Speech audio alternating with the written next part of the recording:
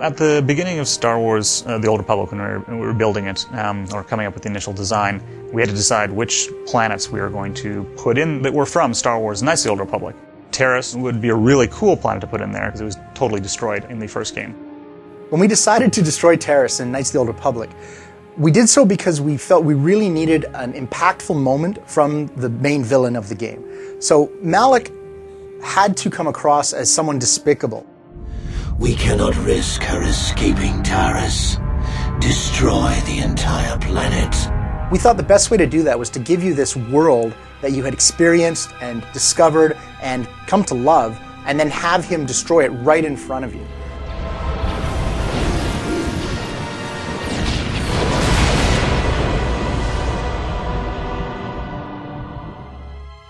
We're bringing it back in Star Wars The Old Republic. It's one of the major worlds in the game, and it hasn't been reconstructed, so it's still in ruins. And it's really cool because you finally get to see what happened, you know, hundreds of years after you left Taris, after it got blown up by Darth Malak. When we first heard about Taris, it was definitely one of the coolest things we'd heard, because in my opinion, Taris is possibly the most iconic planet on the original KOTOR. It's definitely the most memorable. Everybody knows what happened to Taris. It doesn't end very well. How do we sell the fact that Taris was a city planet, and then all these thousands of years later, what does it look like then? We were kind of balancing city planet destroyed as long with, you know, it's kind of a swampy, what would it look like now? Because it's not just a bunch of ruins out there, it's actually a city planet that people are familiar with. The general story of Taris right now is it's been in ruins for hundreds of years. You know, the rat ghouls, which are one of the big enemies in the sewers of the original Taris and Knights of the Old Republic, are rampant around the planet. So the rat ghouls, they've evolved over the past 300 years, just in ways where their ferociousness, just the kind of attacks and the kind of things that they're going to do, just seem that much more vicious. They're particularly challenging because they came from what were humans, so bipedal creatures, but because they're encompassed with this disease, you know, they're sort of bent over and twisted. And that was something that we had in the original KOTOR, and we wanted to bring that forward into Tor as well. You know, where our animators really shine is where they can use different references to various different kinds of animals and creatures. So the rat ghouls, you know, stem from kind of ape-like movements, almost like a big giant, you know, gorilla or something like that. And then, you know, how you'd mix that with a human and how it would move. The story of Taris in the Old Republic is a very interesting one.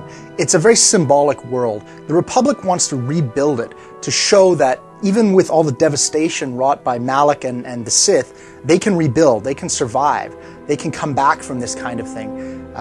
Conversely, of course, the Imperials don't want them to rebuild. They don't want to have this evidence that the Republic is strong enough to come back from this kind of devastation.